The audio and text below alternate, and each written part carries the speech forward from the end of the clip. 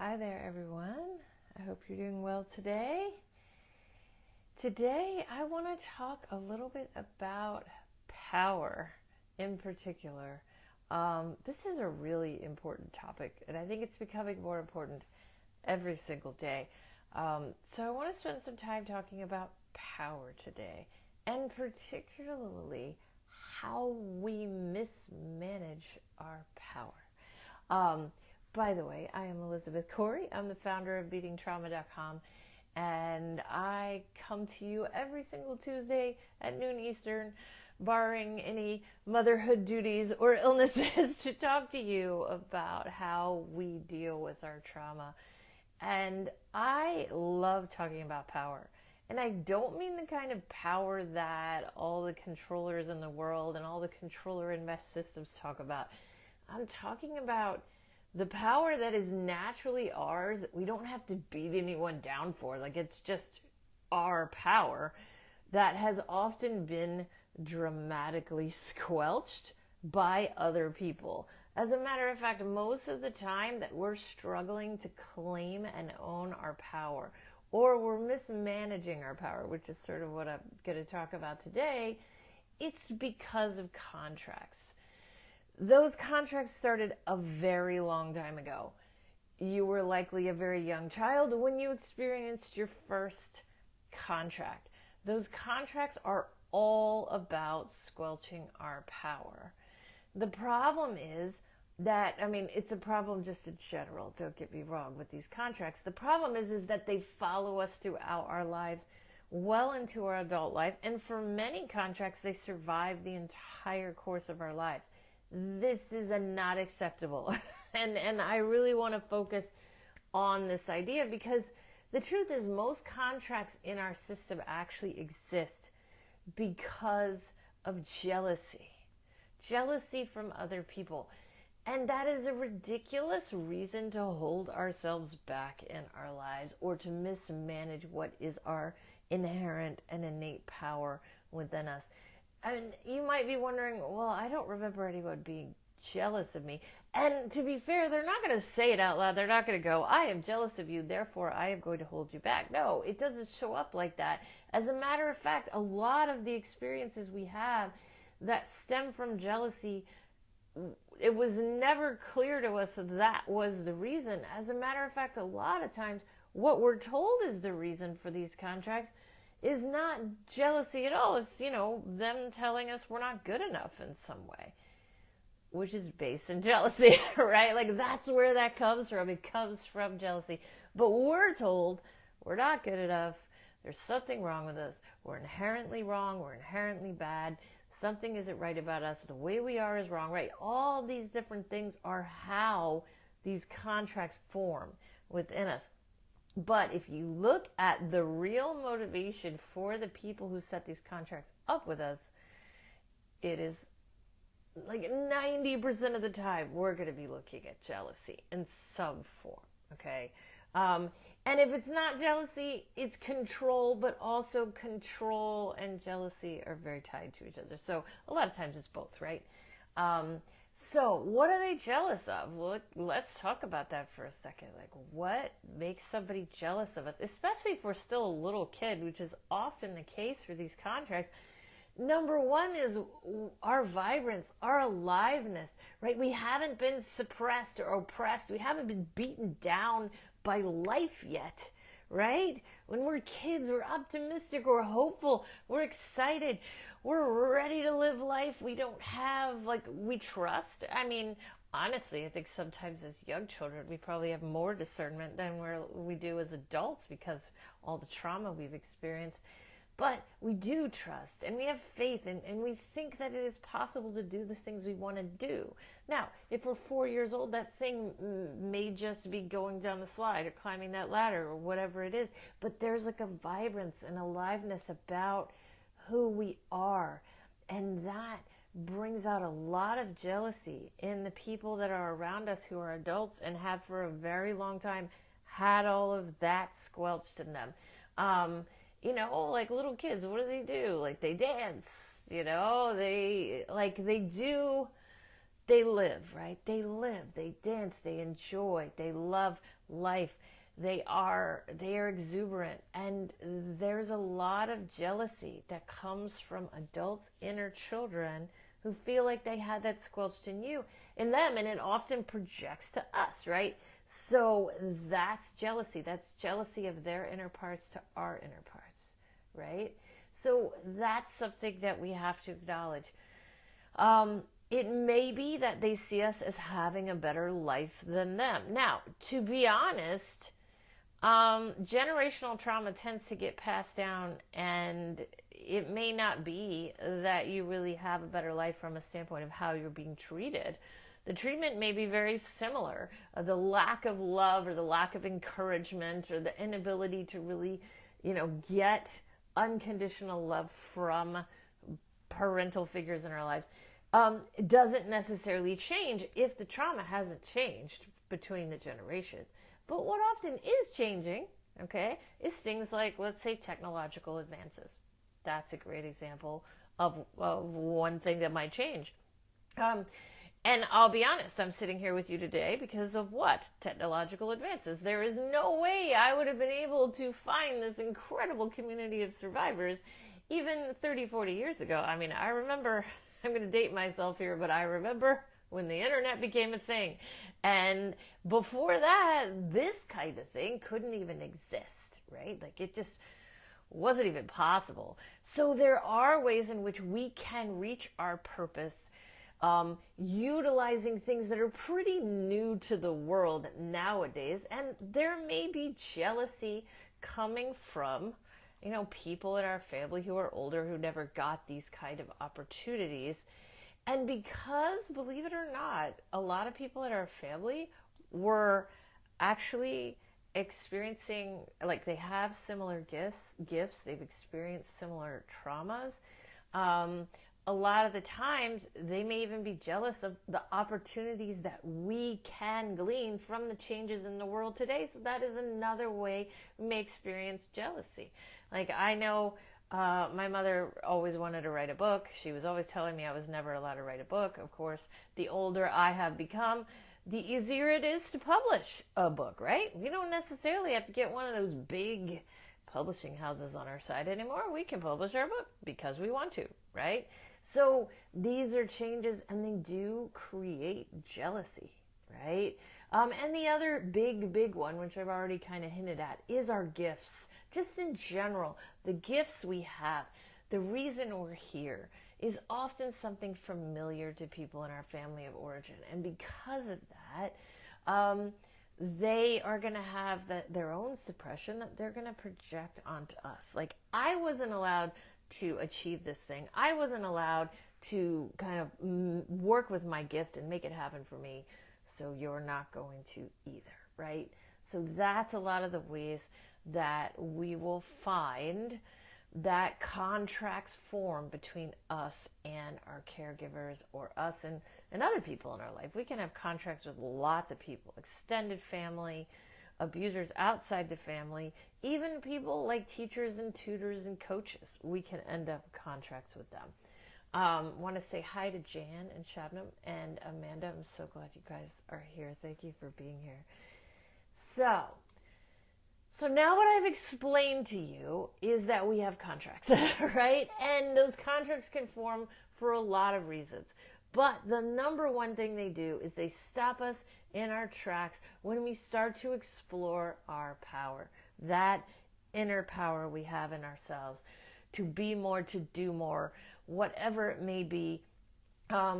We have a tendency to get a bit lost in how we manage that power. So I want to talk, I think I have 5 different ways in which we will mismanage our own internal power in our adult lives because of our traumatic experiences. So I want to talk about that so you can be on the lookout and you can work with this. Now, I'm going to suggest to you that in working with this, you want to write from the resistance you feel to those things, right? So that is going to be an important part of moving this resistance out, because the resistance literally will sometimes say you aren't allowed to be powerful, right? Now, It often isn't that obvious, but that is a potential writing prompt we may get at here. So, the first one around how we mismanage our power is that we look to others to make us feel better. Okay? Now, it's very common for us to do this because as children we learned oftentimes at a very young age to make sure the people around us were okay. Like we stopped focusing on self, right? We stopped focusing on ourselves and we started putting all that focus on others. And so this first way is that we will need others to have certain responses to us for us to be okay.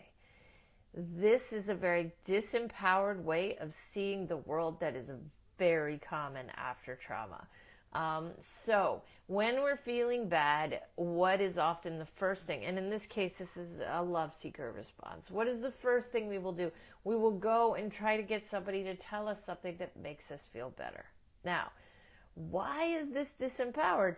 Because now the ability to feel better is completely reliant on how that other person responds to us. Sorry, I think I have like a cat hair floating around like right here in front of my nose.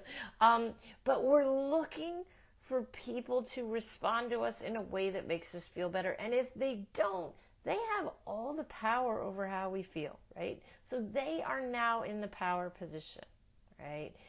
There are ways for us to begin dealing with that emotional state that we're in without necessarily needing another person to help us. Mostly I'm going to encourage writing around this stuff, but recognizing that we're putting all our eggs in that basket of that person to respond to us in a certain way is really critical part of our healing. We need to see that playing out in our system. Because the truth is a lot of times the people who are in our lives are repeating some of those old traumatic relational patterns. And so they're not necessarily going to do or say what we hope they will, especially if they've been in our lives for a long time, like let's say before we really started gearing up into trauma work.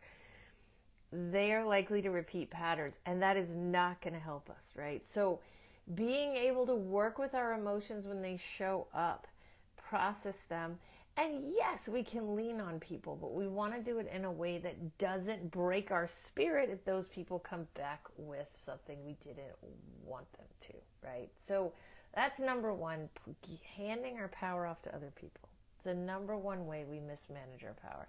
And truly, this list is not in any specific order, but I would say that one's really close to the top of the list for us, for sure. So number two is thinking that if others tell us what to do, we have to do it, or thinking if others disapprove of what we're doing, we can't do it, okay? And I hear from clients a lot around this one, like, oh, somebody said this to me, so they made me do it, right? Like that concept is very disempowering, right? That's a mismanagement of our power, right? So it's really important to recognize that somebody telling us something does not mean that is a command, or that is something that we need to move forward and do in any way, shape, or form. Or if somebody tells us don't do that thing, that is also not a command. That was true probably when we were children, and that's why we have this survival skill to put so much emphasis on other people's opinion.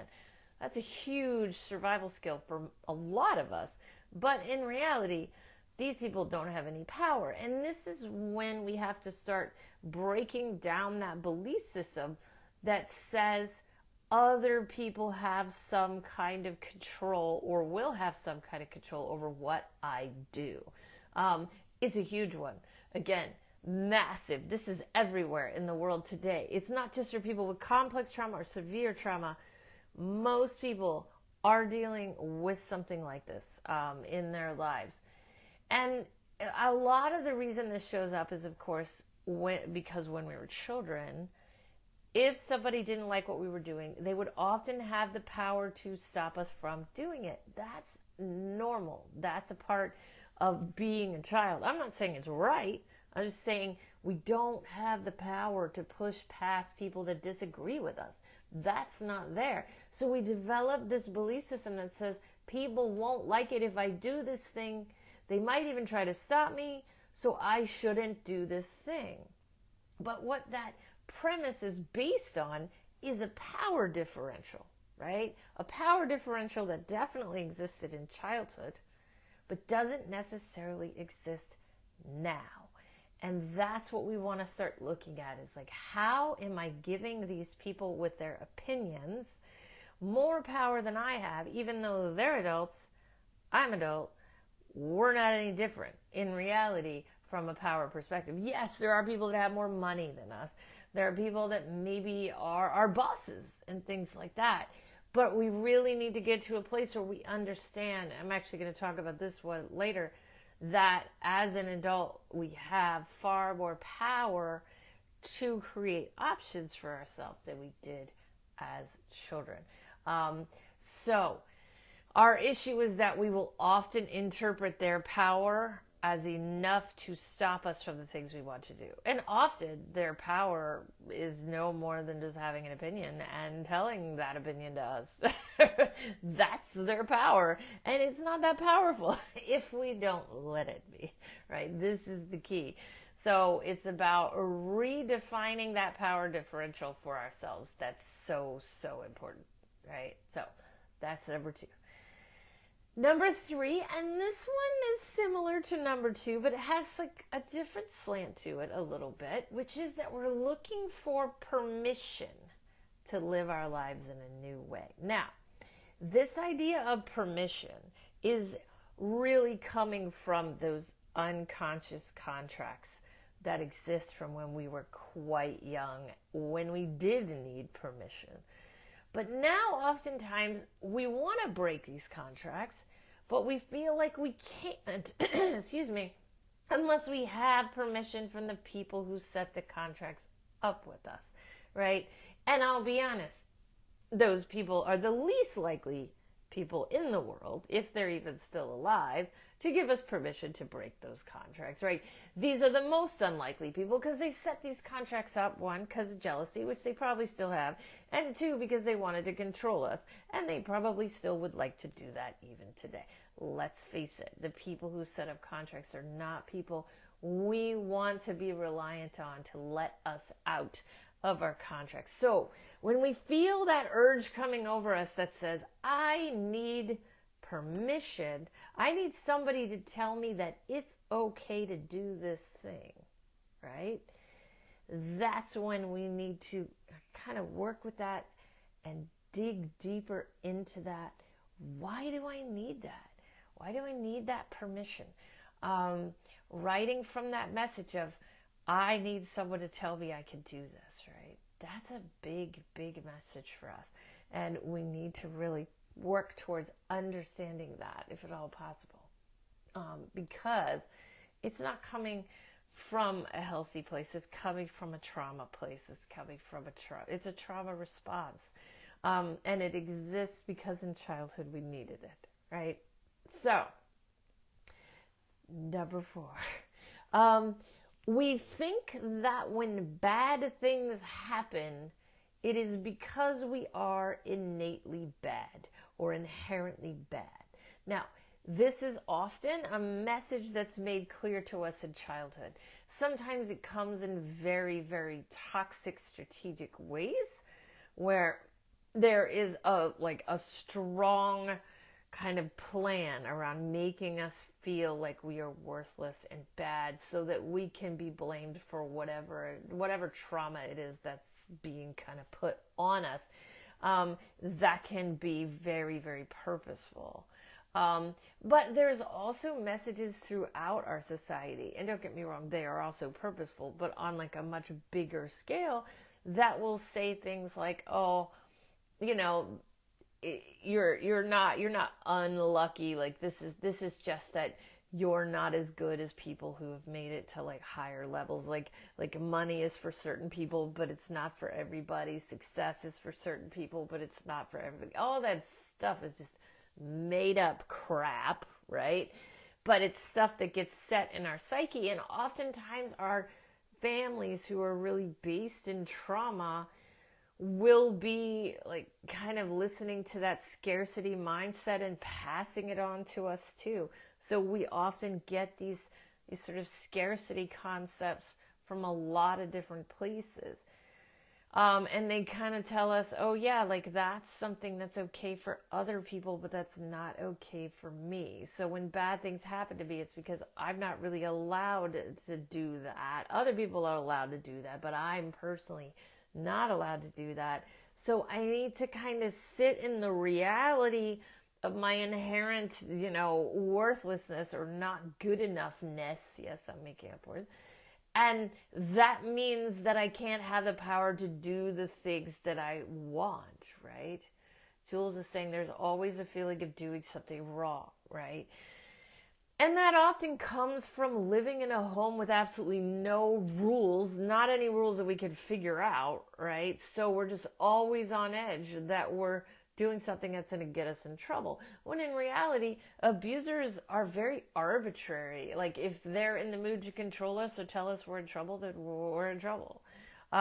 We really have absolutely no power over it, which is why we get to adulthood and we're mismanaging our power because we're not used to having it. We're not supposed to have it. There's definitely parts in our system who feel like it's not for us. Power is not a thing we're allowed, right? And so yes, we are always, in a sense, waiting for the next shoe to drop because we don't think we have the power to control our lives, to take steps that come from an empowered place.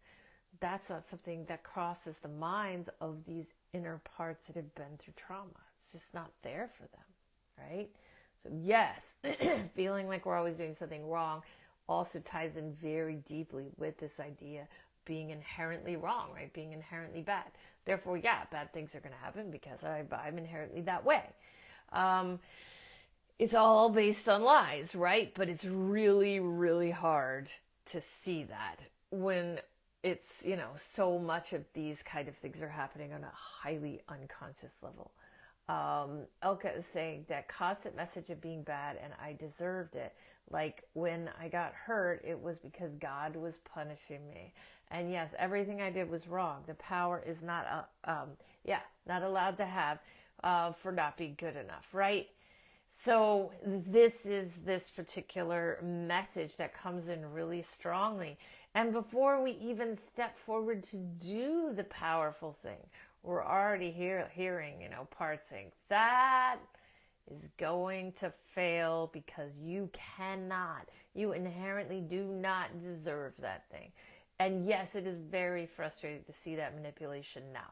A lot of times when I see these things in my head, which I do quite often, when I'm writing from these messages, I like to ask myself to look for the credibility of this particular message. So, for example, where did it come from?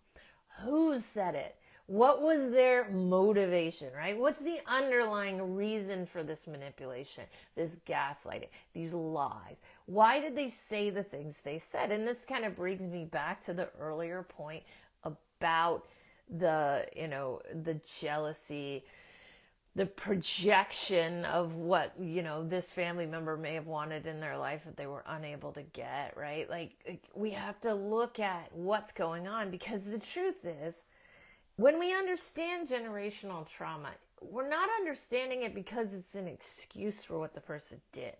No, we're not giving them a bye.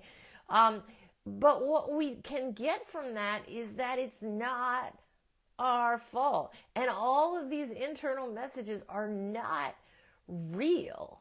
That's what we get from it. Because the truth is, we could have been anyone born into that family, right? We could have been any person. We could have been the opposite gender. We could have been, the next person who was going to break world records. But if we're born into that family, we were going to be oppressed. We were going to be oppressed, maybe not in the same way if we have different genders, but we were going to experience these lies and this innate feeling of being not good enough. That was going to happen regardless. So when we understand generational trauma, we can pull some of the burden off of ourselves and say, yeah, I didn't do anything wrong to get these messages coming at me. Like, they were going to happen regardless. They were going to happen no matter what I did. That's the truth. And that's how we start kind of pulling out of these karma kid beliefs, as I call them, that say we are inherently bad. By questioning that credibility through understanding generational trauma, generally speaking, that's the best way to do it. One of the best ways. There's lots of best ways. But definitely our goal here is to fight to free ourselves from these lies by seeing them for what they actually are, right? That's the goal here. And the awareness, while it doesn't necessarily change our behaviors overnight, it is absolutely critical to our success in this work. So the fifth one I want to talk about is thinking that we have no options. This one is so important because the concept that we have no options, barring that we are in prison, okay, that's different. But thinking that we have no options in general is a flashback feeling, okay? Feeling that we have no options at all, it was true. It was true in our childhood. But to think that we have absolutely no options now is something that we need to constantly be questioning. And believe me, when I say this out loud to my clients, they have really strong defender responses to. Their defenders come up and go, no, I'm going to give you a litany of reasons why I don't have options. And that's because our defenders really desperately need us to believe that we don't. Because as long as we believe that we don't have options, we are going to stop from breaking the contracts that the defenders are terrified to break, because those contracts didn't happen in a vacuum. There was trauma around those contracts. We learned that there was potentially really, really bad things that would happen to us because of those contracts.